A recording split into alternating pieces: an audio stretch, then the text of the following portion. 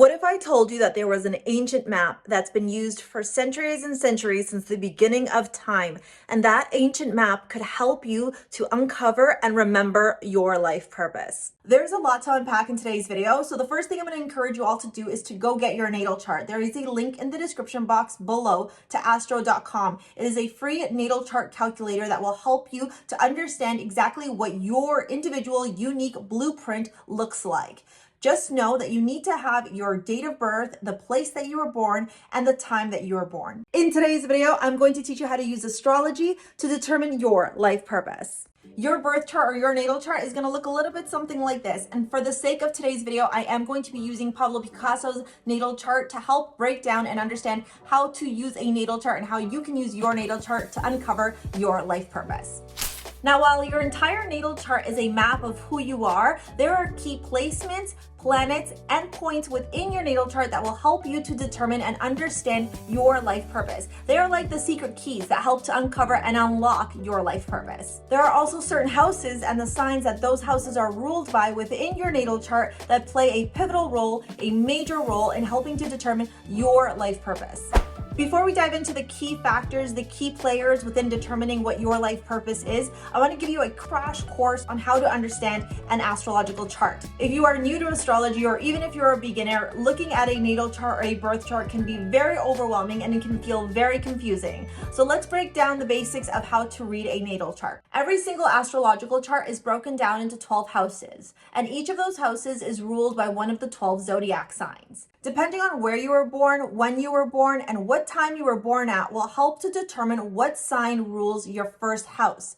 Your first house in astrology is also known as your ascendant, and you're going to want to make sure that you take a note of what your ascendant or your rising sign is, because it does play a role in your life purpose. The ascendant or your rising sign is the constellation that was rising on the eastern horizon of where and when you were born. The energy of the rising sign is fused with your energy, and therefore it plays a major role in how you outwardly project out into this world. It is responsible for your physical form, it is responsible for your characteristics, your personality traits, and it also plays a role in the first and last impression that you leave out into this world.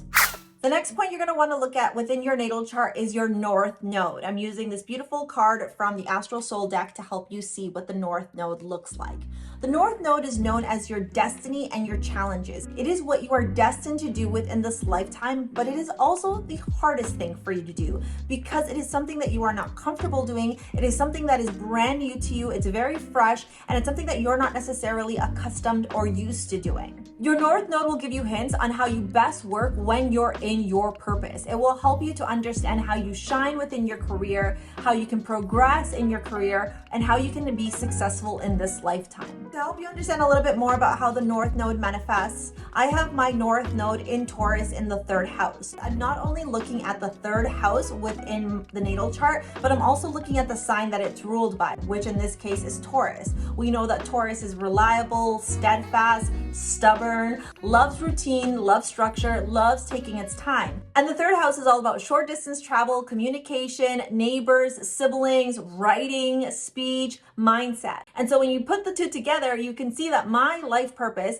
is directly correlated to being steadfast, reliable, having routine, having structure around communication, around mindset, around writing, around short distance travel, and around my neighbors and my siblings. I had to learn to embrace and celebrate routine and structure and being methodical, which is not something that is naturally born within me. And that was part of the challenges in me stepping into my North Node. The next point that you're going to want to look at over on your natal chart is your midheaven. Your midheaven is your mission. It is your legacy. It is what you are known for and what you leave behind on this earth once you are gone. If we look at Picasso's natal chart, we can see that his midheaven is in Aries. The midheaven is the legacy that you leave behind. It is how you will be remembered. It is also how people want to best receive you. The midheaven, also known as the MC, represents our most visible achievements out into society. It is how society views us, how society celebrates us. The MC is also responsible for your public face, your public persona out into the world. Whereas the ascendant or rising, which we learned earlier in this video, represents your personal face. The MC also represents a sense of responsibility and where we stand within our society. And it also represents the material accomplishments that we create in our life. This is all about our achievements. It is how we feel good, how we feel fulfilled shining out into the world. The midheaven also represents our most prized achievements. It also talks about our aspirations, our accomplishments, our reputation, and our long-term goals. Those are the major points within your natal chart for you to look at in order to help determine your life purpose. Now let's move on to the houses. In my opinion, there are two specific houses that play the biggest role in helping to determine your life purpose. And those are your second house and your 10th house. Because we were just talking about the midheaven and the midheaven opens up the 10th house, we're going to talk about the 10th house first in astrology. The 10th house in astrology is all about your career, your long-term goals, fame, and your public image. The 10th house is also responsible for your social status, your responsibilities, and it also talks about your achievements. It talks about how you want to be viewed out into this world. It's very much aligned, but not necessarily exactly the same as your midheaven. This is a very public house, so it is a house that determines how people will remember you, how people will see you, and how people will receive you. The 10th house is responsible for your vocation in life. It is directly connected to your calling in life. So you're going to want to take a look at what sign rules your midheaven and your 10th house to get a deep understanding of your life purpose, what your vocation and your calling is. What you can easily do is Google whatever sign rules your 10th house and careers into Google. Literally type in sign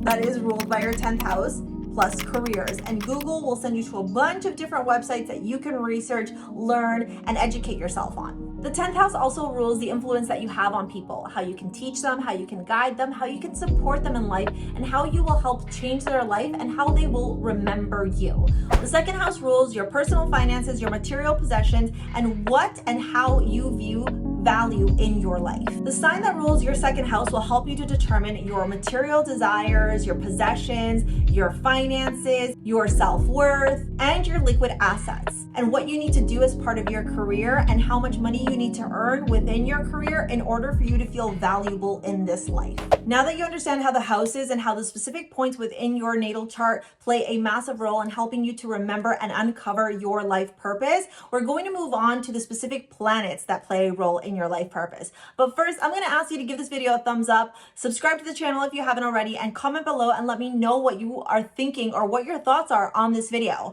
And if you want to learn more about how to uncover and remember your life purpose, you're going to want to watch the video after this, where I share with you how to uncover your life purpose in under 5 minutes. There are 4 planets that play a pivotal role in helping you to remember your life purpose, and they are the Sun, Saturn, Mars, and the Moon. Your sun sign is the giver of life. It represents your conscious mind and your ego within astrology. It represents how you want to live your life, your creative life force, and how you're going to shine out into this world. The sun also represents your vitality, your energy force, your light out into this world, and it is considered to be the boss or the top dog within your natal chart. Everyone's terrified of Saturn because we hear nothing but awful things about Saturn. And yes, while I will admit that Saturn will make us do the hard work, Saturn is the taskmaster. Saturn is the teacher. Saturn wants us to do the hard work, wants us to put in that elbow grease, wants us to burn that midnight oil, because within the lessons, within the hard work that we put into our lives, we are then able to reap the rewards that Saturn wants to give us. Saturn will help you to see what obstacles lie in front of you. It will help to shine a light on the difficulties, the toxic patterns that you have, the self-limiting beliefs, and the challenges that don't allow you to find success in your life.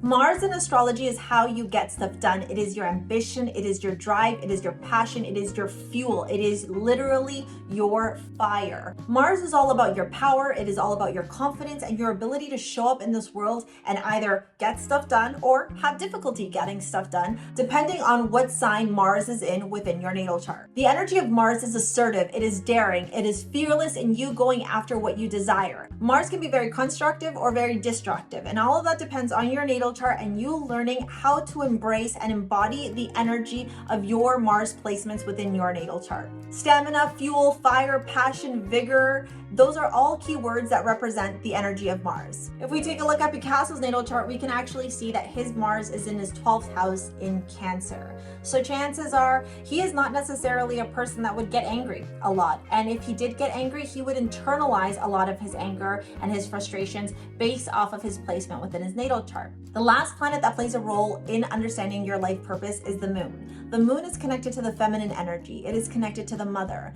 And on a deeper level, it's connected to our unconscious. It is connected to our emotions, our instincts, our intuition. The moon helps you understand your moods, your habits, your creativity, and how you emote out into the world. Think about your instincts. Think about your reactions. Think about how you react instinctually when something happens to you in your life.